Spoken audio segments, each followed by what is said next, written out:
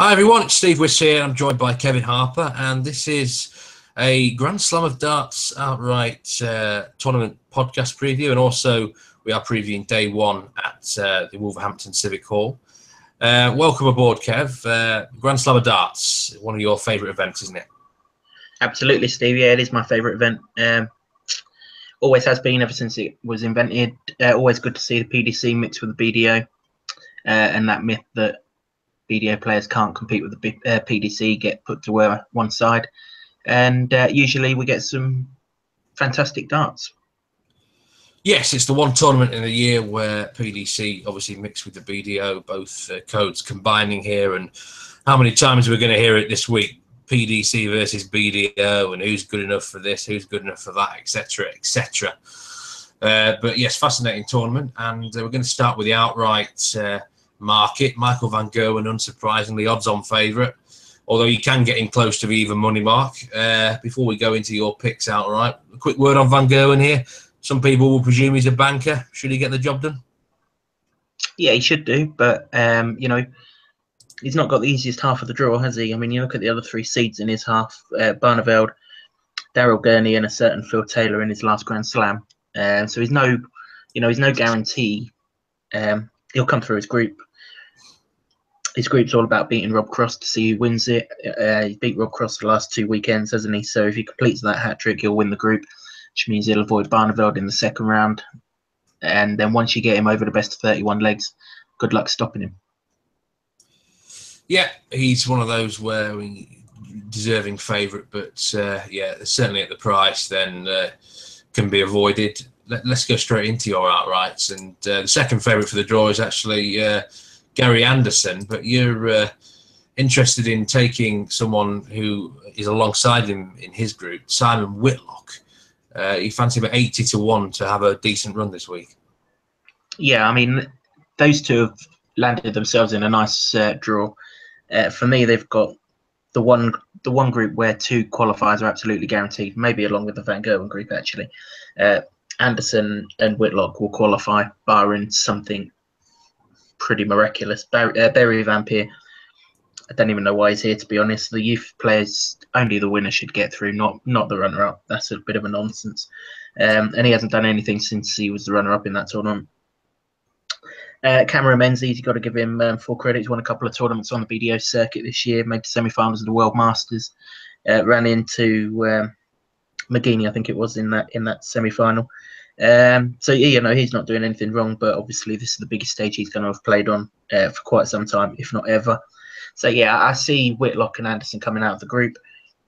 Which order they come out will be determined when they face each other. Probably in the second day of action, the 2 winners will play each other. That's likely to be Whitlock and Anderson. If he wins the group, happy days. He'll play second in the Sulovic group in the second round. If he loses, he'll face the winner of the Sulovic group. Judging by the seeding, Sulovic is the hardest draw he can get. And when you look down the seedings, it's not exactly the hardest seed that he could run into. So yes, he might run back into Anderson again over the best of 31 legs in the quarterfinals. But that's that group that they collide with, the Sulovic group. That's wide open, and I can see, someone really big coming a right cropper in the first couple of rounds in this little quarter of the draw. And if they do, Whitlock can certainly pick up the pieces, as we saw in the World Grand Prix, where he took full advantage of Van Gerwen and Anderson getting knocked out early doors. Or Anderson didn't turn up, did he, to the World Grand Prix? But Whitlock took full advantage. And if Anderson slips up here, I fancy he'll do so again. Yeah, that lovely run that Whitlock had in Ireland. How much confidence is that going to give him, do you think? Yeah, an awful lot of confidence. It's not just that run. He's been going quite well on the tour all season. He's back to, but maybe not the form when he first arrived on the PDC. He really needs to work on his board management. But once he sorts that out, he's got all the skills. He hits 180s with fun. He scores with anyone. He's still pretty decent on his finishing, albeit you've got no idea which way he's going to go on them. And he's playing well again on the big stage, isn't he? He went well at the European Championship, didn't he? Just ran into Van Gerwen on a fantastic day. Nothing wrong with that. Best thing about it is, though, only Van Gerwen's beaten him on television for a while. and he's not going to run into Van Gogh until the final here. And if he runs into him in the final, I'll take my 40-1 place money and run for the hills. Simon Whitlock, 80-1 place. Place is obviously half of the odds. 1 to 2 if you make the final, then you'll get a good return on him there. So your second outright, you're going with Glen Durrant, the BDO number 1, and well, by all accounts, the best player in the BDO. And I have to say, I looked at his group, and it's an absolute bastard of a group, Kev. The group of death, surely this one. Peter Wright, Alan Norris, Corey Cadby, and Glen Durrant. I mean, Norris is seen as the big outsider in this group. That's how crazy things are, and he's, you know, a decent enough name. But certainly you think if Durrant can get through this group, he's a contender in the long run. Absolutely, yeah. I mean, people are talking it up as the group of death, and I can understand why. It's not for me. I think Group G's tougher. I think Group F's tougher. But, you know, it's a decent enough group. Peter Wright sets a fantastic standard in the group. Glen Durrant, Lakeside world champion. Easily the top dog in the BDO. May not be number 1 in the world rankings over on that side of things, but he's easily the best player. If he played in all the tournaments, then he would easily be top of the rankings. But obviously, fair play to him. He's been taking the World Championship crown all around the country and doing the things that the World Champion should do. So that's fair enough. We saw how good he was here last year, didn't we? You know, he played fantastically well. He lost his first game in his group, but he only lost 1 leg after that. And then he ran into Barneveld, pushed him all the way, really. Lost 10-7 in the second round, but Barneveld really had to pull out all the stops in that match. There's not a real amount to say about Durrant, to be honest, Steve. He's a class act. He's the world champion. He's world champion on merit. He's not, you know, he's no fluky world champion or anything like that. If there's a BDO tournament he hasn't won, there aren't many of them. He should be playing in the PDC, and hopefully he'll go well this week to convince him to make the step across. He'll, if he comes second to Peter Wright, and I'm not convinced by any stretch of the imagination he will come second in this group. I fancy he might even win it. But if he does come second in it, he faces the winner of the Chisnell group, Chisnell, Bunting, Mitchell, or Duzwan. You know, he'd be no worse than 50-50 against any of them. He'd probably be favourite against 3 of them. And then we go back to Peter Wright again, whose record in this tournament, for some reason, is not as good as what it could be. So the longer this tournament goes on, the further Durrant can get in it, the better he'll become. We see that in the World Championship time after time after time. He's very, very good when it comes to the semi-finals and the final. I think he's beaten Jamie Hughes in a couple of semi-finals, hasn't he? And absolutely whitewashed him. And also that semi-final that he had against Martin Adams 2-3 years ago at Lakeside still ranks in the top 5 matches I've ever witnessed. So this guy's good, and he's good over the longer distance. Maybe that's the issue with the BDO players this week. They're not used to playing over the longer distance. Glen Durrant is, and that doesn't worry me should he get to the latter stages. Also, his management company have him in lots of exhibitions, so he'll have been playing these PDC players on exhibition circuits throughout the whole year. So they won't be a surprise to him when he meets them on the stage. Same price as Whitlock, and every bit the same chance. Yeah, I'd say that's a pretty good assessment of Glen Durrant from what I know of him, Kev. He's 66-1 here. If he was in the PDC, would this be half the price, do you think? Yeah, possibly. You know, if you look at the impact that Rob Cross is making in the PDC this year, Durrant would be doing exactly the same thing. And I think Rob Cross, even though he's in Van Gowen's group, is 25-1. So that tells you everything you need to know.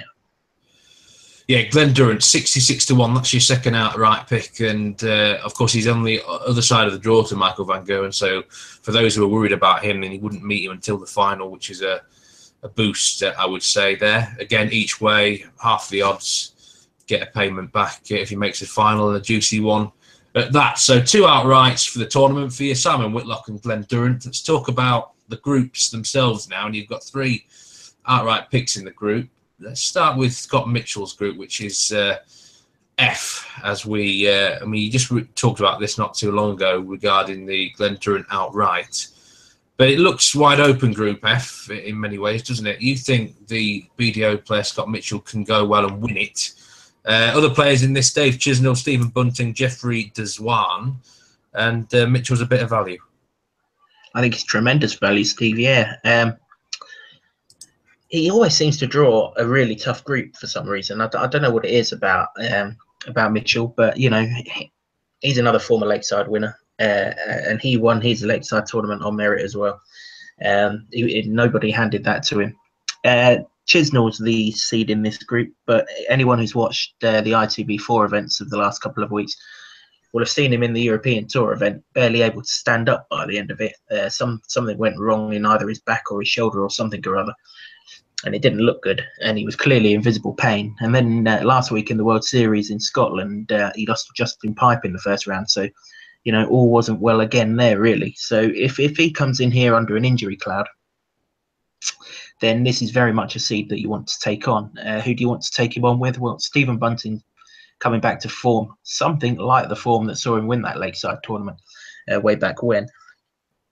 But that's on the floor. On the television, he still seems a little unsure on the outer ring for me. And when we're only playing best of 9 legs, you cannot be going for people who can't hit doubles or can't be relied on to hit doubles, because 2 bad legs on the doubles and all of a sudden game over, and you're struggling. Really, you've got to win 2 out of 3 games to qualify, probably all 3 games to win the group here. Jeffrey Deswan took out some serious players in qualifying for this, so he might be coming here sort of under the radar. But taking players out on the floor in qualifying and taking them out on the stage, they're 2 completely different things. I know he's mentored by Raymond Barneveld and all this, that, and the other, and he's played on the stage in the past, but even so, he doesn't play on it very often. And you really have to hit the ground running in this tournament. If Mitchell's caught Chisnall on a day that Chisnall is injured on Saturday, and he wins that, you're only really looking at 1 more win to put you in a really, really good position to win the group. He may not even need to find Chisnall injured, though. These 2 were in a group 2 years ago. Mitchell showed up. Everyone was writing him off. Won the Lakeside title, but he shouldn't really have won it. Martin Adams should have, etc., etc., etc. And Scotty Dog pitched in with a 101 average and took Chisnall out 5-1, and everyone's like, Jesus Christ, maybe he should have won that tournament by right. So, it doesn't necessarily need Chisnall to be off form. The thing I like about Mitchell in this, Steve, and all the BDO players in these groups, I should say, is best of 9 legs. That's a BDO distance. It's not a PDC distance.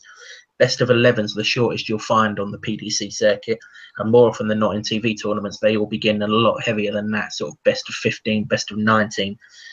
This is not the kind of group stage or the stage at all that any of the PDC players like, particularly when they're up against BDO players.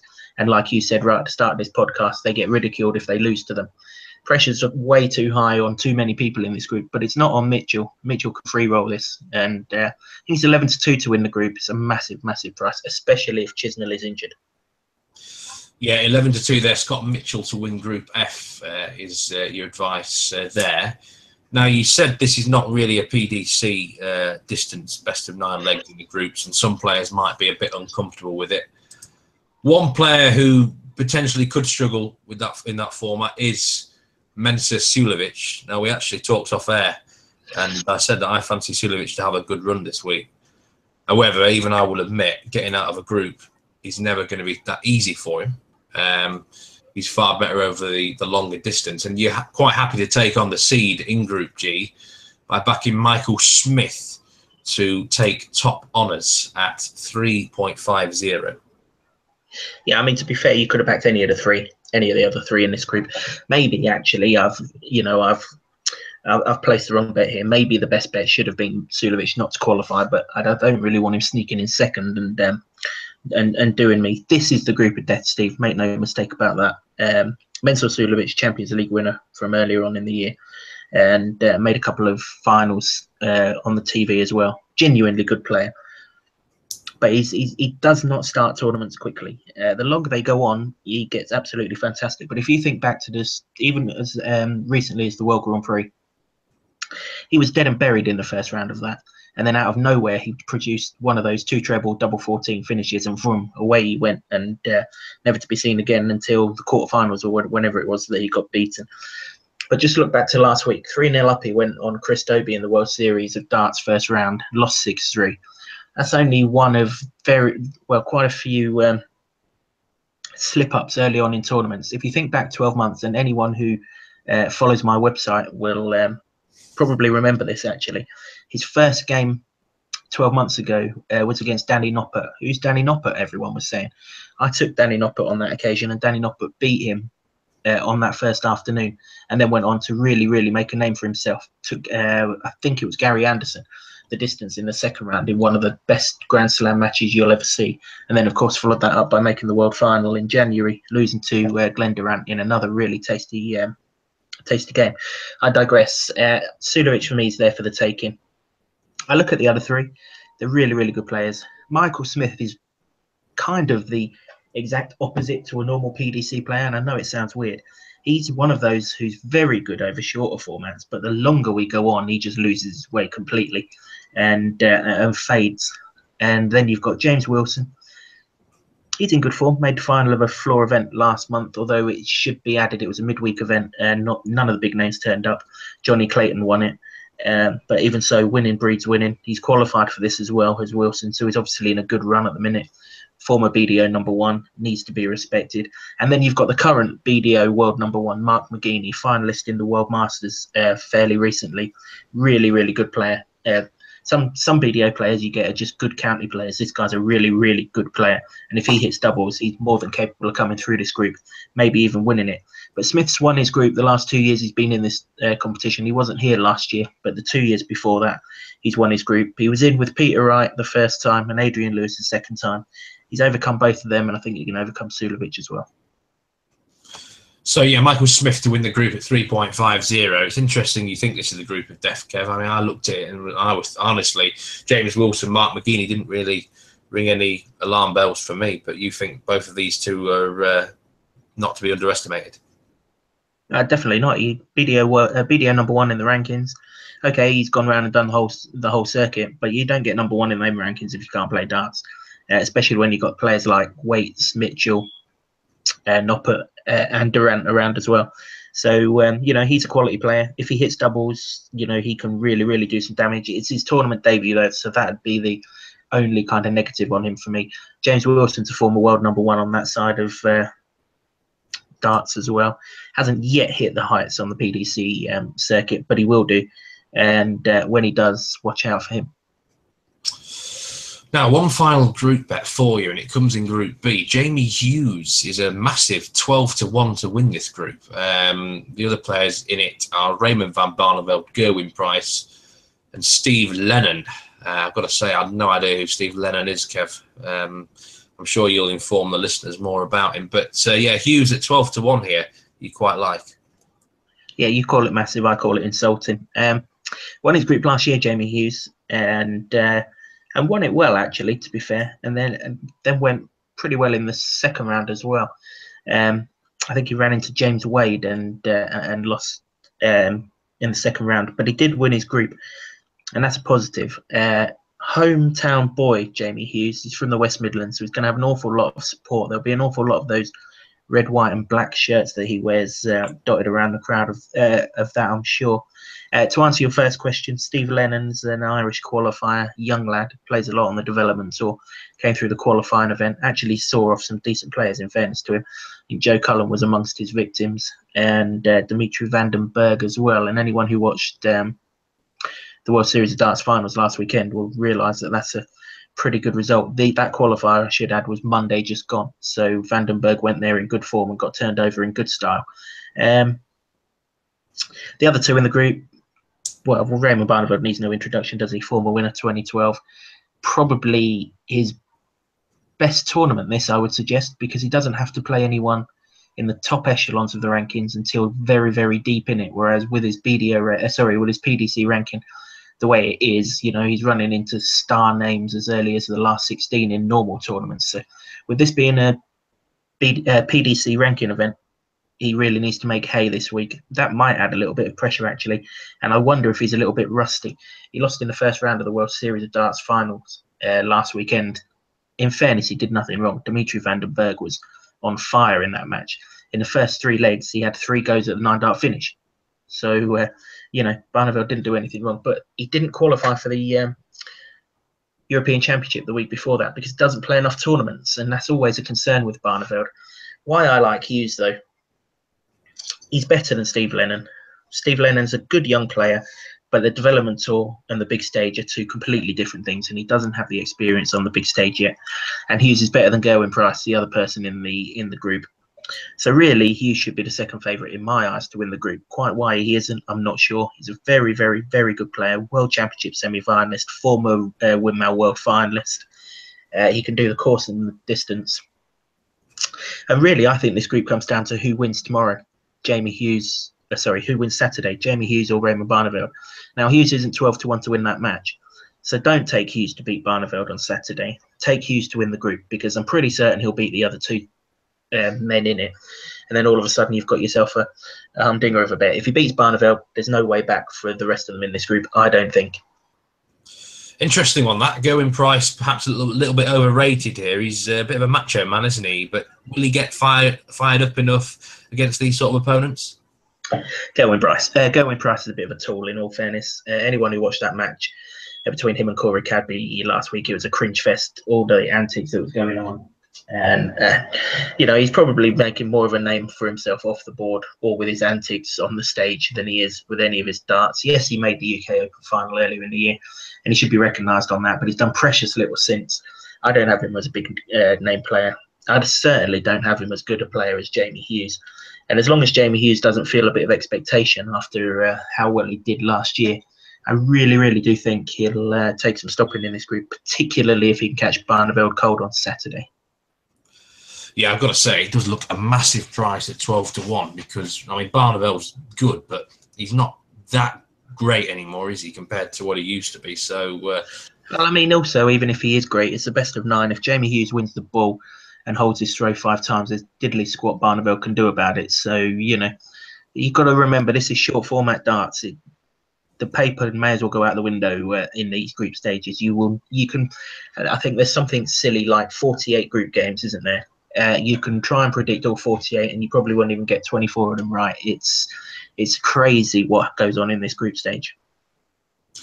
Okay, so we're going to move on to the Saturday's matches. But before we go there, I just want to talk about a couple of other groups. Group C, Phil Taylor, James Wade, Robbie Green, Peter Machin, is it, from Australia? How do you see that group going, Kev? Peter Machin, I think it is. BDO World Trophy winner from much earlier in the year. I think Taylor wins the group, to be fair. There's nothing really stopping Taylor from winning the tournament. And those sentimental souls that are out there could do worse than back him at 9-1. My only question mark would be, can he beat potentially Van Gerwen in a best of 31 leg match on Sunday afternoon next weekend, and then follow it up with another best of 31 leg game in the final on Sunday night? For a chap who doesn't play much darts these days, and a guy who's retiring because it's all getting too much for him, that would be a massive concern. But he can certainly win that group. Got to respect James Wade. He's got a fantastic record in this tournament. Obviously, runner-up last year. Runner-up the year Scott Waits won it, and I'm still getting over that to this day. He was 8-0 up in that final, wasn't he, with my money on him, and somehow lost. And there's something about this tournament that he likes. He's one of those, isn't he? He'll hold his throw in these best of 9s, and he'll pull up a shock, and you don't think he'll win the group, and he does. And then all of a sudden he gets a shit heap in the second round, and before you blinked, he's in the semi-finals. That's Wade. Robbie Green misses too many doubles. So, yeah, interesting group there, Group C. Group D, Daryl Gurney, Darren Webster, Mark Webster, Danny Noppert. And you've got one bet in this group for Saturday's fixtures, and it's Darren Webster against Mark Webster. So it's a bit confusing, this one. But it's Darren Webster minus 1.5 on the handicap. Now, it is, yeah. First of all, yeah. I mean, obviously, if you go into a shop on Saturday, Stephen, you write Webster to win on your betting slip, and you get a dodgy cashier who doesn't know her darts, then happy days because you can't lose. But we'll quickly go on to the group. Those two are fighting for third place, I think. I think the other two are genuine standout quality. Obviously, Daryl Gurney needs no introduction, does he? World Grand Prix winner. World number 4 now on the PDC circuit. And that's above Phil Taylor. That's above Adrian Lewis and a couple of others. And he's there on merit. He's a really, really good player now. Danny Noppert, we saw what he can do last year. We saw what he can do at Lakeside. Those two meet on Saturday in what should be an absolutely... a really, really good game of darts. Gurney should win it, but don't rule out Noppert. He's a good player. And this particular match, you think Darren Webster just too much for Mark at the moment? Yeah, I mean, if you watched the World Series finals last week, Mark Webster, I like Mark Webster. I've always had a bit of a soft spot for Mark Webster. He's one of those who gives his all, and they're the kind of people that you like having money on. I don't want to use the word he shot at the game, but he averaged 77.44 in a defeat last week to Simon Whitlock, and that's not particularly good. And then if you go back, to his other TV tournament, the World Grand Prix, he was free rolling there, wasn't he? He got in when Gary Anderson pulled out when his missus was having a baby. He had nothing to lose whatsoever, and he was every bit as terrible in that. And actually, you'd have probably more of a concern, because usually he hits his doubles really well, and you'd have thought in a double start tournament he would go well. But he lost to Richard North, who's Richard North, I hear you say exactly. So he's not playing well, Mark Webster. He's had these issues with his throw for a while, hasn't he? And that started to creep into his confidence and his doubles. I noticed he's been doing some BBC TV work, so I just wonder if he's, sort of winding the darts down and maybe going into the media side of things, a la Paul Nicholson. And if he is, that would be a shame, but maybe not for our bank balance on Saturday. Darren Webster, really good player, really confident player. It wasn't so long ago we were 6-0 up in the final or semi-final, to Michael van Gerwen. Was that the Players' Championship last year? I think it was. Might have been the UK Open, one of those two tournaments. And he's had a pretty decent year since then. So confident guy taking on an unconfident guy over a distance that makes everyone nervous. I'll have the confidence guy. Thank you. Darren Webster minus 1.5 on the handicap there.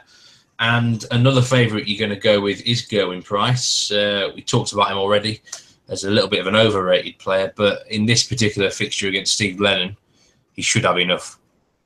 Yeah, I don't think he's particularly good, Gerwyn Price, but I have a funny feeling last week will have hit home. He got an awful lot of criticism for his antics in that match against Corey Cadby. To be fair to him, he beat Corey Cadby, so maybe he shouldn't have got all the criticism that he got. But, you don't need to celebrate hitting a 180, son. Everyone on the PDC circuit can hit a 180. It's not a big deal. Maybe for me and you, Steve, we'd celebrate it by giving it a good old roar. But, not professional players. No need for it. I have a funny feeling, particularly in this first game, he'll knuckle down. Really and truly, if Gerwyn Price is to have any chance of coming through this group, and I've just said I don't think he has got a chance, but if he's got any chance, he has to beat Steve Lennon. And really, he has to beat him well. If him and someone else are level on 2 wins, which is the only way you can qualify, then, leg difference is going to come into it. And if Lennon does struggle, like we saw Ted Everett struggle last year, and we've seen some youngsters prior to that struggle, if Lennon does struggle and he takes 3 beatings, you want to be the one who's beating him the best to give your leg difference the biggest possible boost. So I think Price will win, and I don't think he can afford to take his foot off the gas at any point. Whether he wins 5-0 or not, I don't know. I think Lennon's a bit too talented for that, to be fair. But he hasn't played on the TV stage very often. And the TV stage is a massive, massive thing, particularly in an evening session. Maybe if this was in the afternoon, he'd have been okay. But he's not got that luxury. Price isn't great, but he's got the experience on the big stage, and that can see him through. Gerwyn Price, minus 1.5 handicap to beat Steve Lennon. You described him as a bit of a tool earlier. And he certainly would be a tool if he won this one 5-4, wouldn't he? Let's just say that. But let's hope it's plain sailing for Price there. So you've gone with 2 favourites. Now a couple of underdogs who you like on Saturday. And talking of dogs, Scott Mitchell against Dave Chisnell. 2-1 here is Mitchell. And I presume it's just based on a lot of what you said earlier about Mitchell in this group, Kev. And Chisnell potentially struggling with injury. Well, it's just wrong, isn't it? Also just based on two years ago, Steve. As I said, these two were in the group 2 years ago, and Mitchell come out and done him 5-1. The way these odds are, you would think Mitchell's either broken his arm or he's only got one leg or something like that. It's insulting. He's actually 200 to 1 to win the tournament, which if he wasn't such a big lad and was used to doing the course and distance that would be an insane price in the half of the draw that he's in. But obviously, he is a big lad and he doesn't do the distance very often, so that's a concern. But best of 9, blimey, that's right up his street. He can be done and dusted in 20 minutes. Happy days. He's a really, really good darts player. When that first starts hitting the top of the treble 20, invariably they continue to follow. And he's one of those players, actually, who probably takes a bit of pride in representing himself against these big names. You know, he's got nothing to lose. I don't think he'll ever play the PDC circuit. He's good enough to. I don't think he'll ever do it, though, because he lives on a farm, doesn't he? And he doesn't want to give up the farm and risk his family. And that's fair enough. That's absolutely his choice. But we've seen in his 2 appearances in this competition that he's more than capable. And, you know, if he hits his doubles, Chisnall, he can go missing on them things. And over 9 legs, you just can't do it. And, you know, if he catches him on one of those days, throw in the caveat of the potential Chisnall injury as well. You've got yourself a lovely looking bet at 2-1. That is a big price over best of 9 legs, I've got to say, for a competent darts player who's obviously won a world championship before on the BDO. And I think that's the big thing with Mitchell. You mentioned the farm. That's what he's seen at in these sort of events, isn't he? Like, you know, just a farmer who comes and plays darts every now and then. But really, he's got the quality to take advantage of Chisnall, even if Chisnall is not injured. I mean, Chisnall misses doubles left, right and centre, doesn't he? So you wouldn't want to be backing him in that regard. Another bet for you in this group, Jeffrey Deswan to beat Stephen Bunting.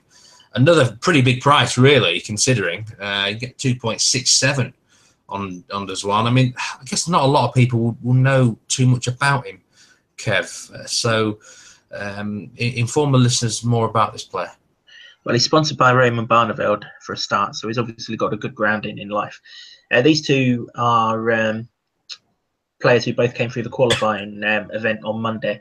Neither of them qualified by making a tournament final, which is how you get in here. Sorry, a major tournament final. Obviously, Bunting's made them in the past, but he's not at that level right now. And Deswan is still too young, really. He's still improving. But he played 3 matches to come through that qualifier on Monday, Deswan. He took out Johnny Clayton in the first round, and Clayton's in really good form. He's won a tournament on the floor last month, and then he played really, really well in the European Championship the other week, and almost took out Peter Wright in that, actually, Clayton. He's playing some really, really good darts. In the second round, Ian White got seen off in a deciding leg. And then to qualify, he beat Robert Thornton in a deciding leg. So the fact that he's beaten 2 seasoned campaigners in deciding legs certainly shows that he can handle pressure. And that's important here. Bunting also came through the qualifiers, I should add, but he had a much easier path. James Richardson, Kirk Shepherd, you remember him from a blast from the past from 10 years ago, and Vincent Camphouse, who, you know, if you get in 3 games to make it into the Grand Slam, you know, you'd probably tick those 3 quite high up your list. Not taking nothing away from Bunting. He really is coming back to form, particularly on the floor. And I don't think it's going to be too long before he's back to his form on the big stage. But he hasn't won many matches on the big stage in recent times. And when you're a favourite and you're expected to win, there's that little bit of extra pressure when you go for a dart. There's that demon in your head when you're throwing for a double thinking you're meant to get this. And all of a sudden, that dart that when you're playing well, you're flowing, goes inside the wire, all of a sudden just hits the outside of the wire and you miss. And he's lacking TV wins, is Bunting. There's nothing else that's wrong with his game. But when you're lacking TV wins, you really don't want to be going up against a confident kid who's got nothing to lose. So I'm a little bit fearful for Bunting here. He'll be back. He's obviously qualified for the World Championship, which will be a much better test for him over the set format. But in a best of 9 legs, you know, he might be vulnerable, shall we say. Yeah, big price there, Deswan. And so they're your 4 match bets on Saturday. Deswan to beat Stephen Bunting. Scott Mitchell to beat Dave Chisnall. Gerwin Price -1.5 handicap. Darren Webster -1.5 handicap. Just before we end the podcast, a quick word on a couple of other games. The biggest price on Saturday is Ross the Boss Montgomery to beat Van Gerwen. 14-1 you can get. But perhaps more of interest to the listeners would be Van Gerwen to win 5-0 at 7-2. I mean, I don't think there's any doubt Van Gerwen's going to win the game, but what chances of a 5-0 in this one, Kev? Yeah, very high, isn't there, to be fair? Could do a lot worse than that, unless Montgomery takes 2 sets of darts up with him. He's not really got much of a chance there. And Phil Taylor against Peter Mackin. Should that be similar sort of one-way traffic? Yeah, you could do a lot worse than a 5-0 double, to be fair. Machin can score, though. That's one thing that he's got in his locker. You know, he's probably not best known, but as I say, he did win the World Trophy earlier on in the year, and he's won an awful lot of tournaments in Australia. You know, it has to be said. But you know, you look at his kind of victims in the World Trophy. You like Gert de Vos, he took him out in the first round. Beat Scott Mitchell in the second round. Martin Adams in quarterfinal, Wesley Harms, and then Martin Phillips to win the tournament. You know, none of them are mugs, shall we say. So he's done well, and you know, he generally averaged sort of around the 90 mark in all of those matches. So if he averages around 90 again, he might steal a leg, but he's probably not going to steal too many more. His best bet is to try and stay close to Taylor, protect his leg difference, and see if he can catch one of the other two on a bad day. And just finally, this whole group stage, it's frantic, isn't it? And pretty mental, really, at times. Very fast-paced, and you know, blink and you miss some games. Is there any general advice you would give to the listeners for betting in this? It can be dangerous, can't it, territory? Because I've known people look at a card and think, yeah, banker there, yeah, nice little 1 to 2 shot there, but all sorts of things can happen, can't they? Yeah, absolutely. You're probably all right on Saturday, Steve, when the groups are forming themselves. But come Sunday and Monday, tournaments suddenly become these groups become tournaments within themselves. All of a sudden, how many legs have I got to win to get myself through? That's my priority. I'm not worried about winning this kind of thing. Oh, if I win 3 legs, I'm through. So to hell with winning, just get the 3 legs. That all that kind of nonsense comes into it. There'll invariably be a couple of 9-dart shootouts, won't there, on Monday night or Tuesday night when these groups finish. Always happens. And it's the cruelest way to go through or go out. But it's fantastic for us fans. Actually, this group stage, if you like your darts and you like watching different players, it's very much for you. It's not a great betting heat. And my only advice is make sure whatever your bets are, they're value bets and with good reasoning. Don't take bankers. They don't exist. Yes, we will be back for a podcast every single day for the Grand Slam of Darts. We're covering the whole tournament from start to finish, and hopefully for Sunday and Monday we'll be able to have a piece about every single group game, especially regarding motivation come Monday, when there will be some players already out of the tournament, which is important to consider. But thanks very much for your thoughts outright and for the matches on Saturday, Kev. Look forward to more for the rest of the tournament, and best of luck with all those. Cheers, Steve. Yeah, always a good week of darts this. Looking forward to covering it all. See you, everyone. Take care. Goodbye.